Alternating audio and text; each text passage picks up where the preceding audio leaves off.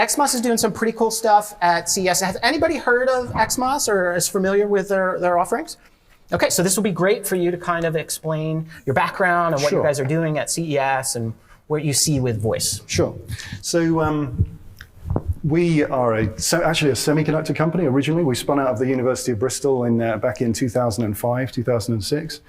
And our original thesis for building the company was to build a technology that consumer electronics designers could use to create something quite special.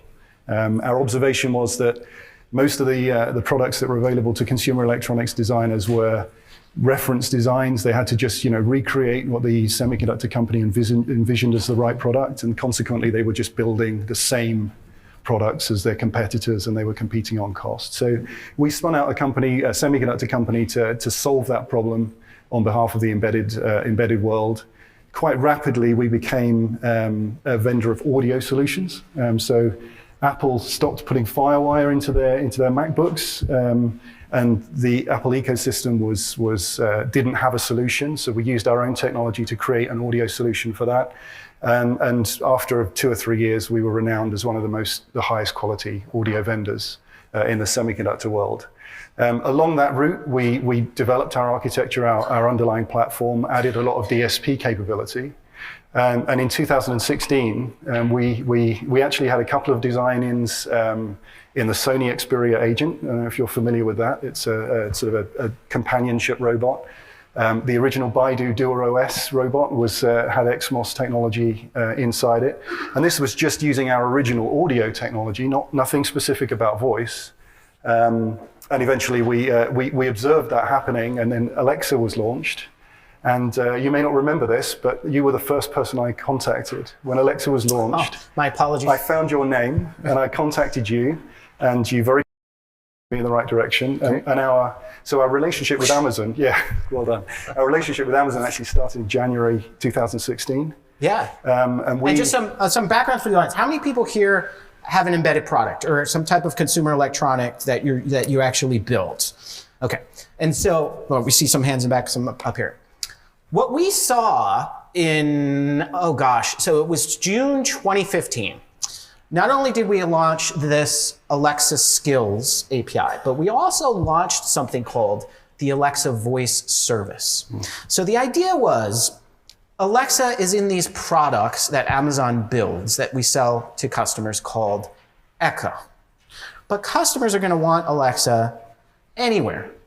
Right? It could be in a speaker, and there's been stuff at CES you've probably seen, like refrigerators, right? All over the place. And we weren't going to build that. We needed to make that available for free. And so we called that the Alexa Voice Service. And the idea being that if you're creating a consumer electronic piece and we're moving into this voice-driven world, then you're going to have a disadvantage when you're trying to sell something because people are going to talk to it. How many people are in their hotel trying to talk to an assistant, whether it's an Alexa or not, right? Something goes up. The way that our brains work is we actually build these neural pathways. So the expectation, just like if we have a piece of glass in front of us now on a technology, we expect to touch it. We expect to be able to talk to the technology in our lives. And what was, right away, what we saw from customers was, okay, well, how do I build something, one, that doesn't increase the cost of my product tenfold, right. Two, is actually reliable and easy to use for my customers so they can just talk. And so these kits started, and you all had one of those first kind where you could buy this embedded piece of electronics and put it in an existing That's product. Right. So if you go to our website right now, what you'll see is a number of different voice solutions. And essentially, our goal in life is, in an arbitrarily noisy environment, is to make the voice sound like you've got a microphone right here. What we're doing, so that's the kind of the here and now, and we get a tremendous amount of support from Amazon. And actually, one of the things that the AVS team do, which obviously we benefit from, albeit indirectly, is to smooth the path in all of the other areas that need doing. Adding a voice interface to a category that previously didn't have a voice interface is non-trivial. There's a lot of thought that needs to go into it. You sort of need to step back and reconsider in some cases how the technology or how the user experience is managed. And Amazon have really blazed a trail through that. And we're focused now on smart TV set-top boxes, similar categories to the ones that where those user experiences have been properly thought through.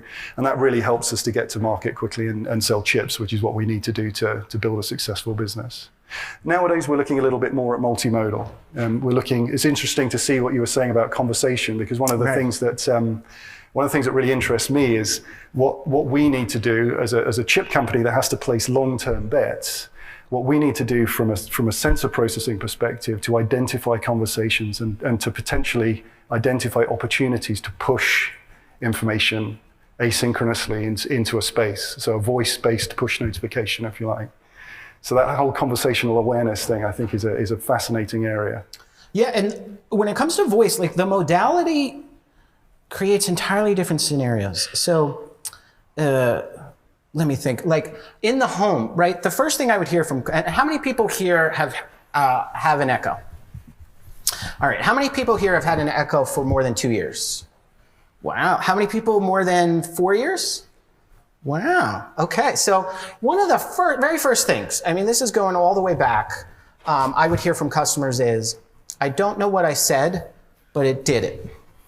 I forgot how I asked for weather. Like you could say, what's the weather outside? Is it going to rain? Is it going to snow? You know, tell me that and that's the way we are as human beings.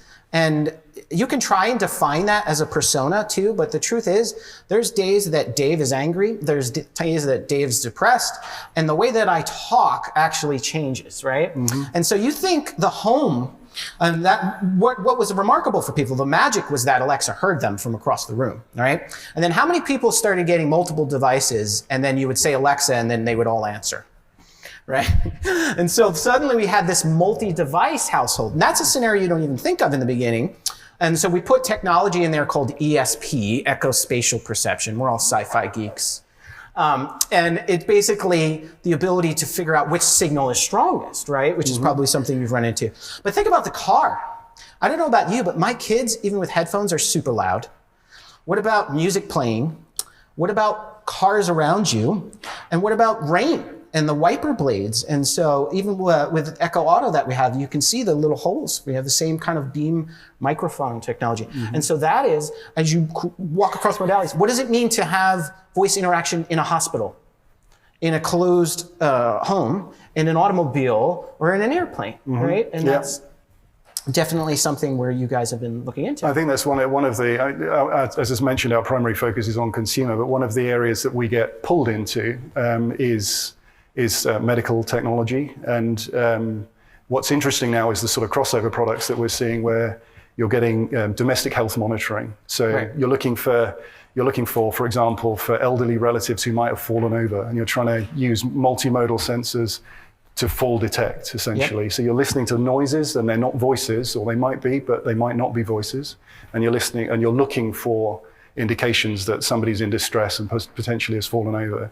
And those crossover cases, I think, are really very interesting, and particularly because I think there's some alternative business models that are available for those kinds of products. Oh yeah, I had, this is probably, it was one of my backgrounds on Twitter for a while. It was when we had like 20,000 skills. So I think it was 2016 or 20, like right before I went on stage, I got this email from someone that said, Alexa saved my dad's life.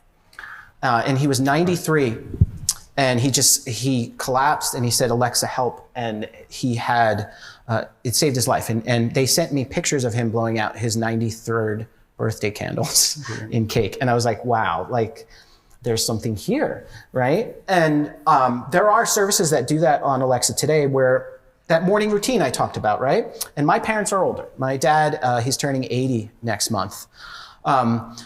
I can do things like I'm making my coffee and I'm asking how my commute is, and I'm asking for current news, but I can say, Alexa, how's dad? Alexa, how has dad been moving, right? Because that is actually an area of concern. Now, I'm not opening a mobile app. I'm not doing anything different. I'm hanging out with the family, but I also have the ability to just go and ask. And by the way, I've seen that work across enterprises too. So we have this thing called Alexa for Business, which can integrate with Active Directory or any of the other stuff out there. And you can set up personalities. So I could say, Alexa, how is the sales forecast for Mid-Atlantic District? Which some of you may have some of those things while you're making coffee, right? And so it's like what you say. Have you seen, is there anything like super interesting that you've come across that you didn't think about as you were building this and you're like, I've been building these devices for so long, but wow, voice really took and pivoted it in this kind of direction that I never thought I'd be working. I know for me, there are areas, I actually wound up in the Journal of Medicine talking to surgeons at Johns Hopkins, right? Who were thinking about voice in the surgery and things like that, right? Have you had anything interesting like that? So we've had a wide variety of things. One of the characteristics of the opportunities that we see in the last 12 months is the fragmentation, the diversity of things that are having voice interfaces put in them. I mean, the Shadecraft was a great example. That was one of the designs we were in 2 or 3 years ago. It's a voice-enabled sunshade. Okay. It's a very, very high-end, designed for high-end hotels. Yeah. And you know, if you're lying in your sun lounger, very close to my own heart, and you want your next gin and tonic, you know, so Alexa, can you bring me a gin and tonic, or can you ask somebody to bring me a gin and tonic? So I don't think that function appears yet. So that's I guess a trivial example, but I think, you know, things like we're in a GE cooker hood that allows, basically coaches you through a cooking experience, and that's an area where your hands are busy, your eyes are typically busy, and voice really works in that case. Right. And so those are the things that we get excited about, because of course voice is going to be everywhere at some point. As you say, it'll be like, you know, your 3-year-old will expect a voice interface. That's going to happen at some point in the future, but in order to really excite people and get people motivated about voice as a primary user interface, first of all, we've got to start with the things that deliver real utility. So my hands are dirty, I'm worried about germs, I'm not looking towards the device, or whatever it might be. Voice makes absolute sense in those cases, and that's where not only do we see the design activity, but we also see the volume, the sell-through. And so you're launching a product with an Alexa in it. Where can people find more info, and what is that, the kind of scenario for that? So we have, I mean, you can obviously come straight to the Exmos website, but we're also a part of your own AVS website. And I think one of the services that you provide is to help people who really don't know where to start. Right. So they can phone up, phone call, email Amazon, and just ask for guidance on which solution best fits that use case. We've got, I think, still the most qualified solutions in the Amazon AVS ecosystem. So hopefully you'll end up at Exmos, but there are alternatives, obviously, and that's the beginning of a journey, really, where, you know, the audio front end is part of that journey. But as I was saying, there's a lot of user interface considerations that need to take place to build a really successful product. And we'll be, you know, as I say, there's plenty of work to be done on the front end.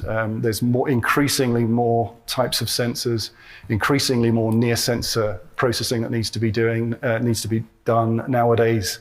A lot of that is using AI techniques to determine metadata, like somebody's fallen over. Right. So we're pretty busy in that space, but we need our customers to be successul in every area to get sell through, to get a profitable situation for the ecosystem. Excellent. And is there a area that people can check out here at CES for the audience? We're actually in the Amazon in area. the smart home. Yeah. So that is in Venetian level 2. Does anybody here go to AWS reInvent? Okay. How many people have deja vu, like walking around this? Yeah, exactly. I'm on autopilot so it's basically like you're at reInvent. And so in the Venetian, it's those main rooms on the right. You can walk in. Lamborghini there now, so if you want the chance to sit in a Lamborghini, so when we announced that, I'm like, I'm not gonna go tweet out like Alexa in Lamborghini, right? Like I drive an Accord, but it's cool that it's there, right? Across all different autos. So you'll see an automobile. You'll see Alexa in auto, you'll see stuff that Exmos is doing, and it's really about having voice anywhere that you all want. And I know you mentioned kids, right? And so my kids are older, 15 and 12. So they've like grown up in the touch generation, I call it, like the glass, they want to touch everything. But I do hear from parents all the time where there's like kids 5 and under that it's just talking to things. Right? And some of you have probably, the running joke when my kids was little was they were tapping magazines, right, to go ahead and turn it. And I think now we're moving into that voice-first world where there's going to be an expectation for that generation. So having partners like you building hardware that we can have a way for everybody to build a consumer device that you can talk to. Very cool. All right. Well, thank you. Thank you. Excellent job. Excellent.